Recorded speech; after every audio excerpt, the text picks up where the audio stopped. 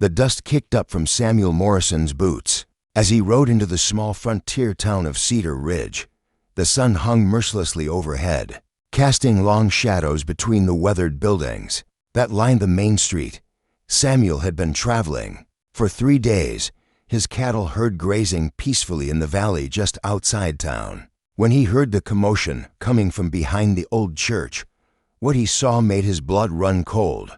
A small boy, no more than 10 years old, knelt on a bed of sharp stones behind the orphanage. His knees were bleeding through torn fabric, his thin shoulders shaking with each labored breath. The boy's clothes were little more than rags, and his face was streaked with dirt and tears that he tried desperately to hide. Standing over him was Sister Margaret, the stern woman who ran the orphanage with an iron fist. Her face was twisted with anger as she spoke in harsh, clipped tones. "You will learn respect, Timothy Walsh. You will learn that stealing food is a sin that demands penance." Samuel's jaw tightened. He had seen enough cruelty in his 45 years to recognize it when it stared him in the face. The boy, Timothy, couldn't have weighed more than 70 pounds soaking wet. His ribs were visible through his torn shirt, and his hollow cheeks spoke of too many missed meals. "How long has he been there?" Samuel asked quietly, approaching the scene. Sister Margaret spun around, her eyes flashing with indignation. "This is none of your concern, stranger. This boy needs to learn discipline. He stole bread from the kitchen this morning." Timothy's eyes met Samuel's for just a moment, and in that brief connection, the rancher saw something that nearly broke his heart. It wasn't just pain or fear. It was the look of a child who had given up hope, who had learned that the world was nothing but stones and punishment. Samuel slowly removed his weathered hat, holding it respectfully in his hands, but his voice carried the weight of authority that came from years of commanding respect on the frontier. "Sister, with all due respect, I've seen grown men break under less punishment than this." "How long?" 3 hours, she replied curtly. "And he'll stay there until he learns his lesson about theft." 3 hours. Samuel's hands clenched around his hat brim. He looked down at Timothy again, noting how the boy's lips were cracked from thirst and how his small body trembled not just from pain but from exhaustion. "What did he steal?" Samuel asked, his voice dangerously quiet. "A piece of bread, a small loaf that was meant for tomorrow's breakfast." Samuel reached into his saddlebag and pulled out a $20 gold piece, more money than most people in Cedar Ridge saw in a month. He held it up so the sunlight caught it, making it gleam like a beacon. "This should cover the cost of that bread, don't you think, sister?" Sister Margaret's eyes widened at the sight of the gold, but her expression remained stern. "Money doesn't excuse sin, Morrison. Samuel Morrison, and you're right, ma'am. Money doesn't excuse sin." He knelt down beside Timothy, his voice becoming gentle. "But starving a child does." The boy looked up at him with those hollow eyes, and Samuel saw something shift in them, a flicker of surprise, maybe even hope. "Timothy," Samuel said softly, "how old are you, son?" 10, sir," the boy whispered, his voice hoarse from crying. "When did you last have a proper meal?" Timothy glanced nervously at Sister Margaret before answering. 2 days ago, sir. Maybe 3. Samuel felt his heart clench. He had cattle eating better than this child. He stood slowly, replacing his hat on his head, but his eyes never left Sister Margaret's face. "I'm taking the boy with me," he announced. "You most certainly are not." Sister Margaret stepped protectively in front of Timothy. "He is a ward of this institution, and I won't have him corrupted by some traveling cowboy who thinks money solves everything." Samuel's patience was wearing thin, but he kept his voice steady. "Ma'am, I own the largest cattle ranch in 3 counties. I have a home, steady income, and no children of my own. This boy needs food, care, and a chance at a real life. He needs discipline and moral guidance, not coddling. What he needs," Samuel said firmly, "is to get off those stones before he faints from pain and hunger." The standoff lasted for several long moments, the tension thick as the dust that swirled around their feet. Other townspeople had begun to gather, drawn by the raised voices and the unusual sight of someone challenging Sister Margaret's authority. Finally, Samuel made his decision. He gently lifted Timothy from the stones, the boy's legs barely able to support him after hours of kneeling. Timothy leaned against Samuel's strength, and the rancher felt the child's bones through his thin clothing. "I'll be back tomorrow with the proper legal papers," Samuel told Sister Margaret. "Until then, this boy is coming with me for a hot meal and medical attention." "You have no right," she protested. "I have every right to prevent cruelty to a child," Samuel replied, "and so does every decent person in this town." He looked around at the gathered crowd, seeing the mix of approval and uncertainty in their faces. "How many of you have seen Timothy on these stones before?"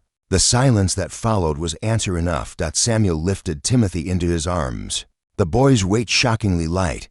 As they walked toward his horse, he felt Timothy's small hand grip his shirt with desperate intensity.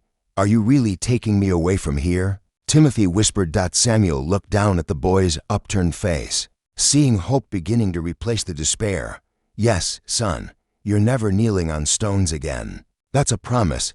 Behind them, Sister Margaret called out threats about legal consequences and moral corruption, but Samuel didn't look back. He had found something more valuable than all of his cattle combined. He had found a boy who needed saving, and a chance to be the father he had never had the opportunity to become. As they rode out of Cedar Ridge, Timothy pressed against Samuel's chest, finally allowing himself to believe that maybe, just maybe, his prayers had been answered.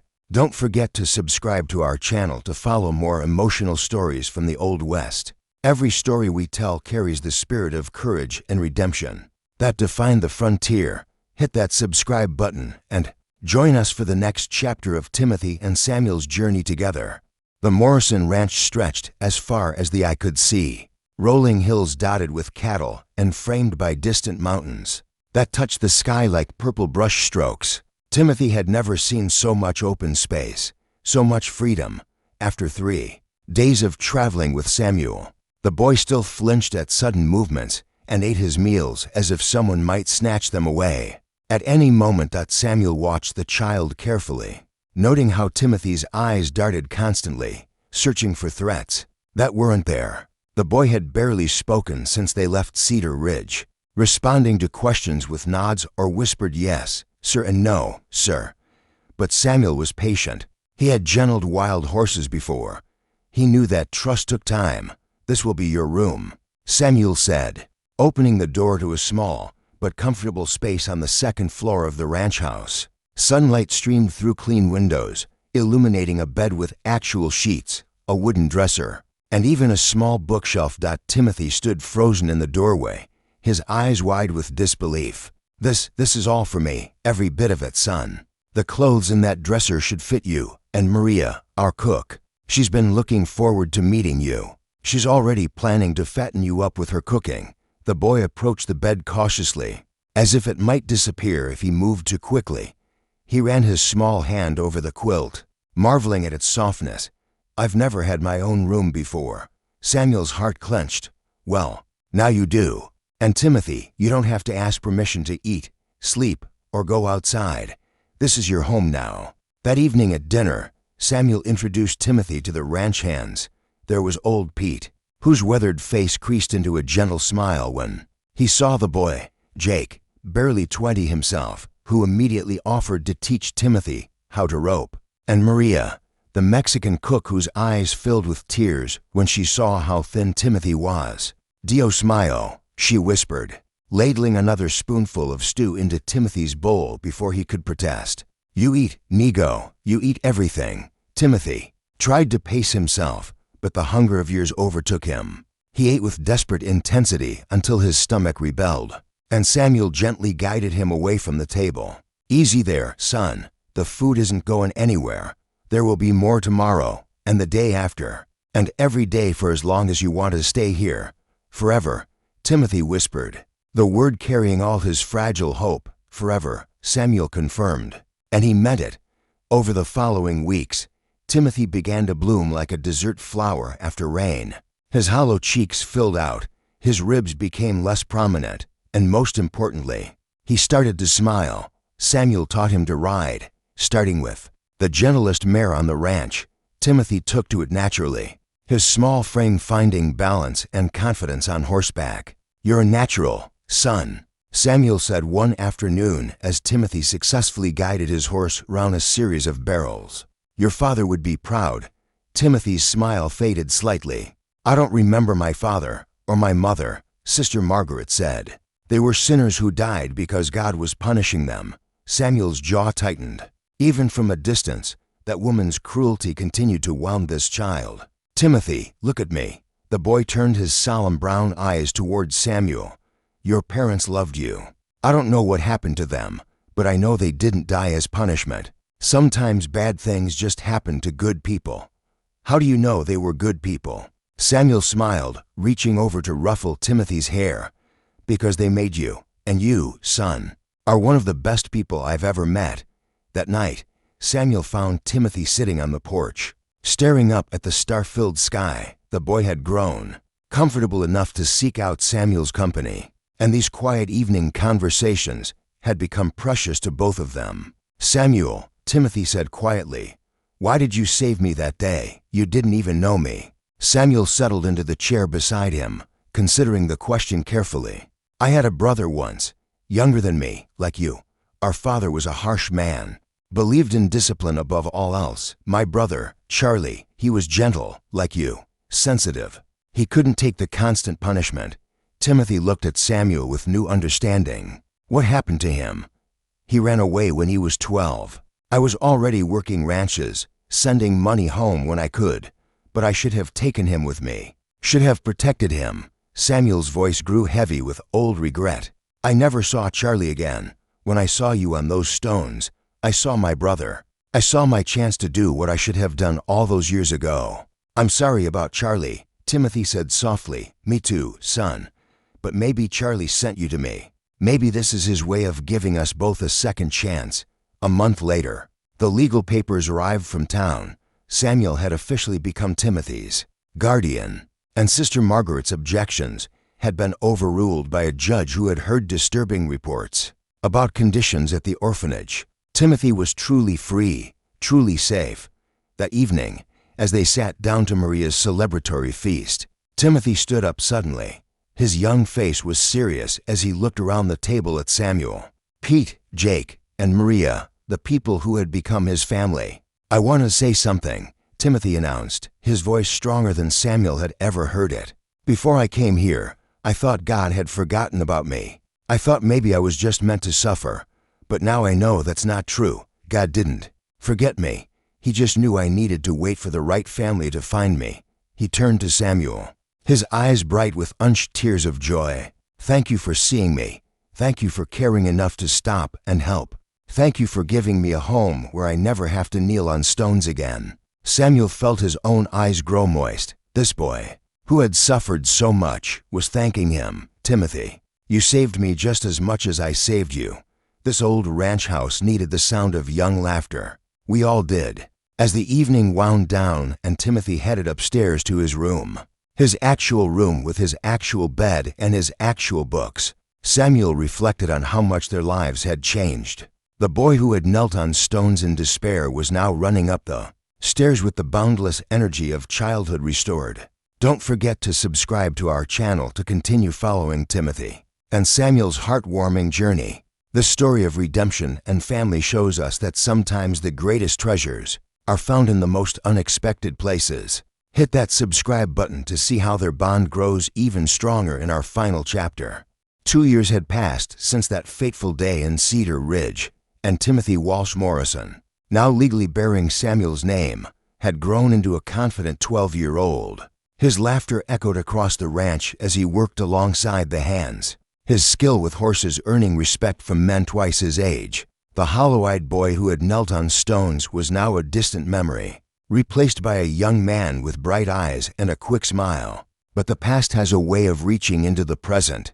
When you least expect it, Samuel was in town, picking up supplies, when he saw the familiar black carriage pulling up to the sheriff's office.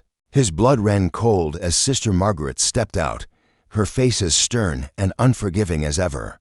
Behind her came a man in an expensive suit, carrying a leather briefcase. That spelled trouble. "Mr. Morrison," Sheriff Williams called out as Samuel approached. "This lady says she has some business with you regarding the boy." Sister Margaret turned her steely gaze on Samuel.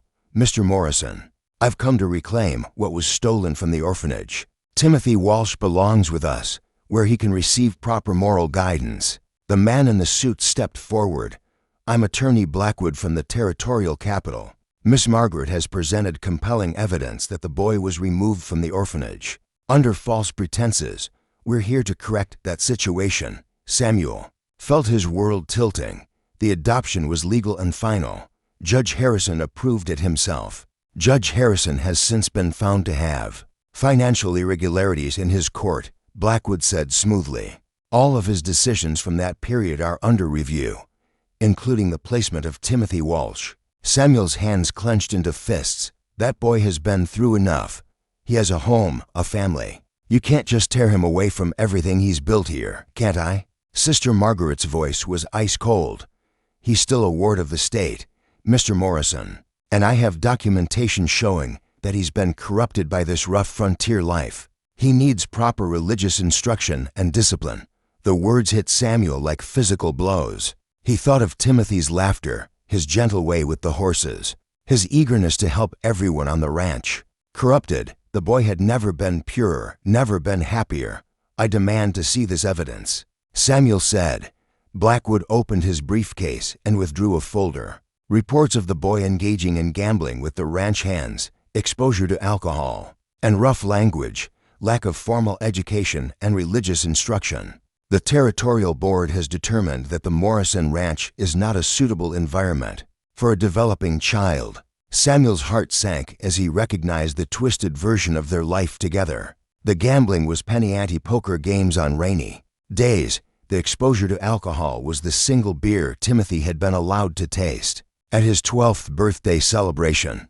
The rough language was the mild cursing that any boy would hear around working men. "When?" Samuel asked quietly. "We'll be taking him this afternoon," Sister Margaret announced with satisfaction. "I trust he'll be ready to travel." The ride back to the ranch was the longest of Samuel's life. How could he tell Timothy that the happiness they'd built together was being ripped away? How could he explain that sometimes the law cared more about paperwork than people? Timothy was in the corral with Jake, practicing his roping technique, when Samuel arrived. The boy's face lit up with joy as always when he saw his adopted father. But his expression quickly changed when he noticed Samuel's grim expression. "What's wrong?" Timothy asked. Jogging over to the fence, Samuel dismounted slowly, searching for words that wouldn't exist. "Son, we need to talk." Inside, they sat in Samuel's study, the same room where they'd had so many pleasant evening conversations. Timothy's face grew pale as Samuel explained the situation, his young hands gripping the arms of his chair until his knuckles turned white. "But I don't want to go back," Timothy whispered. "This is my home. You're my family. I know, son, I know. But they have legal papers, and I don't know if I can fight this." Timothy was quiet for a long moment, and when he looked up, Samuel saw something in the boy's eyes that reminded him of the man Timothy was growing up to become. "Then I'll run away. I'll hide in the mountains until they give up looking for me." "No," Samuel said firmly. "That's not the answer. Running would make you a fugitive, and they'd hunt you down. Besides, I won't have you living like an outlaw when you've done nothing wrong." Tears began to flow down Timothy's cheeks, the first Samuel had seen since those early days. "So you're just going to let them take me, after everything we've been through?" The question pierced Samuel's heart like a blade. "I don't want to let them take you, but I need to think. There has to be another way." An hour later, the black carriage rolled up the lane to the ranch house. Samuel watched from the window as Sister Margaret and Attorney Blackwood climbed down, their faces set with grim determination. Behind them came the territorial marshals, armed and ready to enforce the court order. The entire ranch had gathered to watch the proceedings. Maria stood on the porch, tears streaming down her face. Old Pete had removed his hat and held it over his heart. Jake paced angrily, his fists clenched, looking ready to fight the whole territorial government if necessary. "Timothy Walsh," Sister Margaret called out. "Come along. It's time to return to where you belong." Timothy emerged from the house, his few possessions packed in a small bag. He had changed from his ranch clothes back into the orphanage's rough gray uniform. a symbolic surrender that broke Samuel's heart. But as Timothy walked toward the carriage, something inside Samuel snapped. This was wrong. This was cruel. This was exactly the kind of injustice that the frontier was supposed to leave behind. "Wait," Samuel called out, striding forward. He reached into his jacket and pulled out a thick envelope. "Mr. Blackwood, before you take the boy, I think you should see this." Blackwood looked skeptical but took the envelope. As he read the contents, his face grew pale. "Where did you get this?" "Telegraph from the territorial capital arrived an hour ago," Samuel said calmly. "Seems Judge Harrison's been cleared of all charges. Turns out someone was embezzling court funds and trying to pin it on him. All his decisions stand, including Timothy's adoption." Sister Margaret snatched the papers from Blackwood's hands, her face growing red with rage as she read. "This is impossible. I had assurances. You had lies," Samuel said quietly. "Just like the lies you told about Timothy being corrupted. This boy has learned more about honor, hard work, and decency in 2 years on this ranch than he would have learned in a lifetime under your care." Timothy looked up at Samuel with wonder and growing hope. "Does this mean?" "It means you're staying home, son," Samuel said, pulling the boy into a fierce embrace. "It means our family stays together." Sister Margaret was not finished. "This is temporary. I'll find another way. That boy needs proper discipline." Samuel released Timothy and stepped toward Sister Margaret, his voice carrying the authority of a man who had faced down rustlers, wildcats, and winter storms. "Ma'am, if you ever come near my son again, if you ever try to harm him in any way, you'll find out just how rough this frontier life can make a man. Are we clear?" The marshals, who had been watching the proceedings with growing discomfort, stepped forward. "Ma'am, the boy's adoption is legal and final. We have no authority here. It's time to go." As the carriage disappeared down the lane, Timothy looked up at Samuel with eyes shining with gratitude and love. "How did you really know the telegraph was coming?" Samuel smiled, putting his arm around his son's shoulders. "I didn't. But sometimes you have to have faith that doing the right thing will work out in the end. Besides, I wasn't about to let anyone take you away from your real home." That evening, as the ranch settled back into its peaceful rhythm, Timothy found Samuel on the porch as he had so many times before. But this time, he didn't sit in the chair beside him. Instead, he leaned against Samuel's shoulder like the sun. "He truly was, Samuel," Timothy said quietly. "Thank you for fighting for me. Thank you for never giving up, son," Samuel replied, his voice rough with emotion. "A man protects what matters most to him. And you, Timothy Morrison, matter more to me than all the cattle in Texas. You're my boy, and nothing will ever change that." Under the vast western sky, filled with more stars than anyone could count, a father and son sat together in the comfortable silence of complete understanding. Timothy had learned that some families are born from blood, but the strongest ones are forged from love, choice, and the determination to stand together against whatever the world might bring. The boy who had once knelt on stones in despair was now a young man who stood tall in the knowledge that he was loved, protected, and valued. And Samuel Morrison, the rancher who had thought his heart was too old and hardened for fatherhood, had discovered that the greatest treasure he would ever find had been kneeling behind an orphanage, waiting for someone to care enough to stop and see him. Don't forget to subscribe to our channel for more inspiring stories from the American frontier. This tale of Timothy and Samuel shows us that families are built not just on blood, but on love, sacrifice, and the courage to do what's right. Hit that subscribe button and ring the notification bell to join us for more emotional journeys through the Old West, where every story teaches us about the enduring power of human kindness and the strength found in chosen family.